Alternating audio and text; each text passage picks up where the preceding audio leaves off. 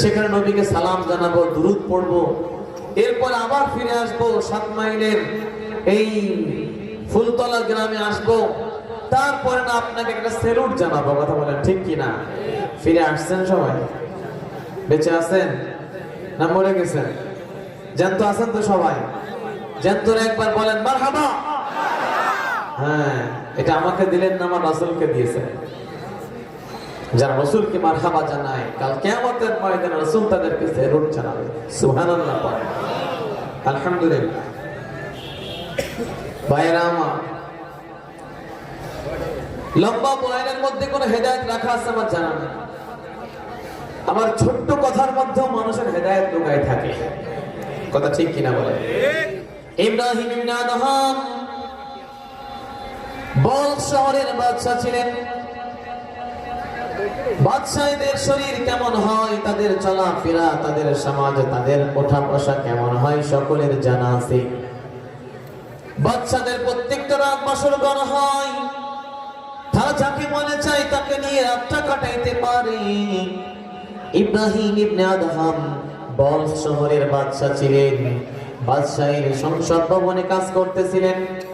একজন বাদী ছিল, তার প্রতিদিন বাসর ঘরটা, তার যে খাস কামরা ছিল যেখানে সে ঘুমাতো, সেই ঘরটাকে নতুন নতুন প্রতিদিন কাঁচা কাঁচা ফুল দিয়ে ফুল সজ্জা করে দিত। একদিন বাদী চিন্তা করলো আজকে বাদশা আসতে দেরি হয়, নরম বিছানার মধ্যে ঘুমাইতে কেমন লাগে একটু টেস্ট করব।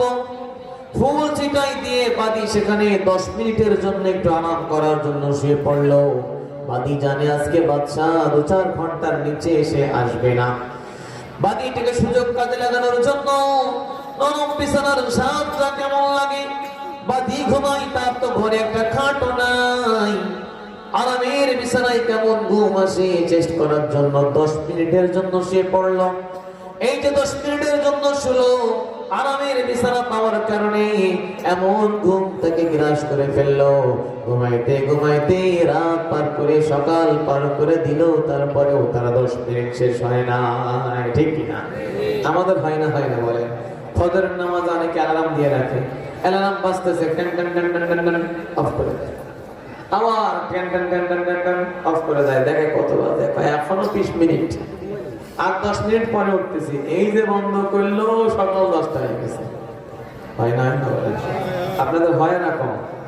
আমি ইমাম সাহেব, আমারই মাঝে মধ্যে হয়ে যায়। কথা ঠিক কিনা বলেন? আলহামদুলিল্লাহ, এই বছর একদিন ডিস্টার্ব হয়েছে, বাকি আল্লাহ সারা বছর আমাকে দিয়ে ফজরের ইমামতি করাইছেন। আলহামদুলিল্লাহ। রাতে 2টা, 3টা, 4টা, 4:30টায় বাড়তায় যায়। 1 ঘন্টা ঘুম থেকে ফজরের নামাজ আমি পড়ি না, আল্লাহ আমাকে পড়ায় দেয়। জোরে বলেন।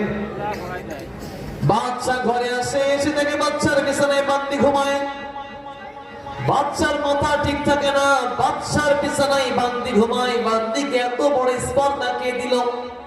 দ্রুত আবার মিটিং কল করে, সঙ্গে সঙ্গে সব মন্ত্রী মিনিস্টাররা সংসদে জমা হয়ে যায়। বাদশা বলে, বাদশার বিছানায় কেন বান্দি ঘুমায়? আপনারা তাকে কেমন স্পর্ধা দিয়েছেন জোরে বলেন? সবাই তো ক্ষমা চাই, বাদশা আমরা তাকে কোনো সুযোগ দিই নাই, কিন্তু কেন যে শুয়ে পড়লাম আমরা জানি না। এখন আপনি যা বান্দির বিচার করবেন, মাথা পেতে মেরে নেব। বাদশা বিচার করে দেয়। ও যখন ঘুম থেকে উঠবে, তাকে ঘুম থেকে ওঠার পরে সমস্ত প্রজাদের সামনে 100 বেতের আঘাত করা চায়। বাদশার ফরমান লিখিত হয়ে গেল।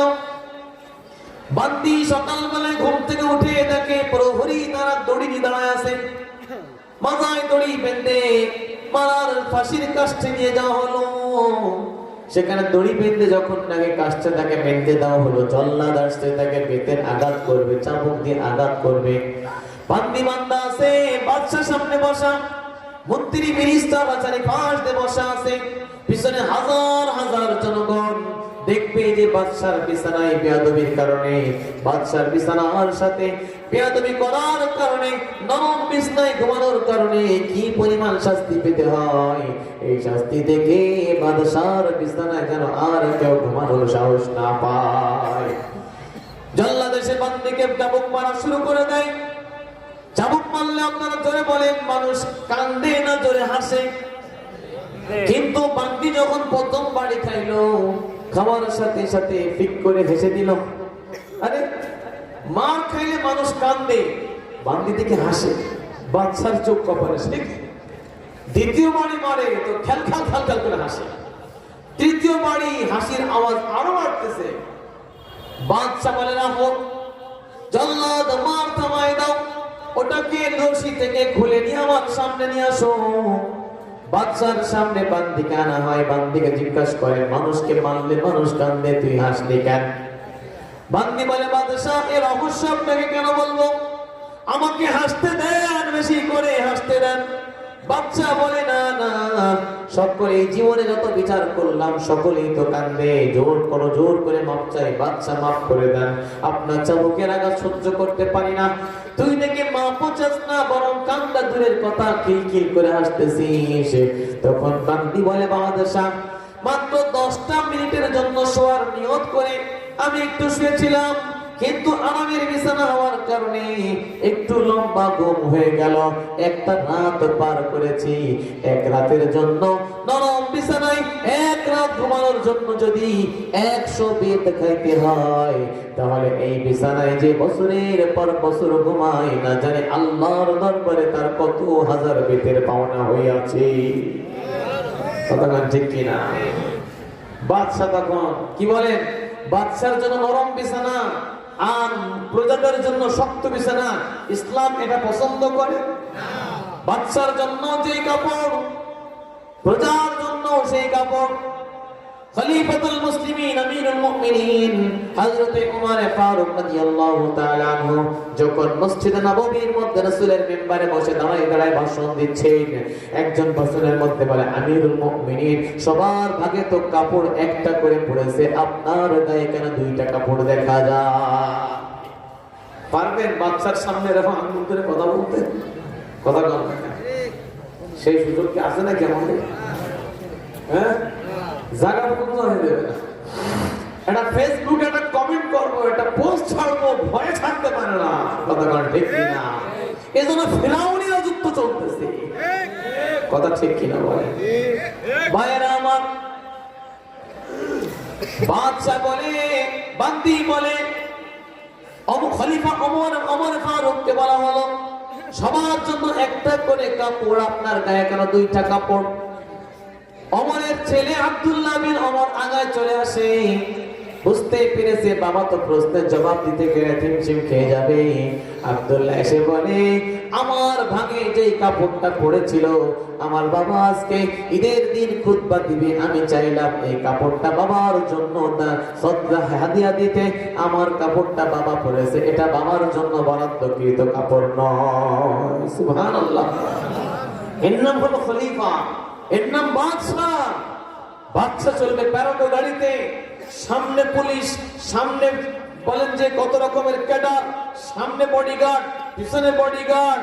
এত বডিগার্ড নাই তাদেরকে যারা ভোট চুরি করে ক্ষমতায় থাকে। কথা ঠিক কিনা বলে? সারা দেশ দুনিয়ার বাচ্চারা ওরা সব চুরি করে ক্ষমতায় যায়। এই জন্য নিজের জানের ভয়তে সামনেও বডিগার্ড, পিছনে বডিগার্ড। কিন্তু খলিফা ওমর কোন চোরাই বাদশা, চোরাই খলিফা ছিল না, মানুষ তাকে খলিফা বানায় দিয়েছিল। কথা বলেন ঠিক কিনা? এই জন্য আরামে মাথা পালিশ লাগতো না, হাতের পরে ঘুম দিয়ে আরামের ঘুম যেত, কিন্তু কোন রকম ঘুমে ব্যাঘাত করতো না। এর নাম হলো মুকুটহীন সম্রাট। কথা বলেন ঠিক কিনা? তো বাদশা ঘুমাবে নরম বিছানায়, আর আমি বান্দি ঘুমাবো না শক্ত বিছানায়। তো বাদশা একদিন ঘুমের কারণে যদি 100 বেত খাইতে হয়, তো নিজে মেপে দেখেন, বছর কি বছর ঘুমাইতেছেন, আপনার জন্য তার দরবারে কত বেত পাওনা হয়ে আছে। কথা ঠিক কিনা বলে? এক কথার বান্দির এক কথায় বাদশার হেদায়েত হয়ে গেছে। বাদশা বলে, রাখো তোমার দুনিয়াদারি, আমি চললাম জঙ্গলে, আল্লাহর বাদশাহীর সাথে সম্পর্ক করতে চাই। যার সম্পর্ক আল্লাহর সাথে হয়ে যায়, দুনিয়া আখিরাতের বাদশাহী তার পক্ষে চলে যায়। কথা বলেন ঠিক কিনা? লম্বা বয়ান করা লেগেছে না একটা কথা।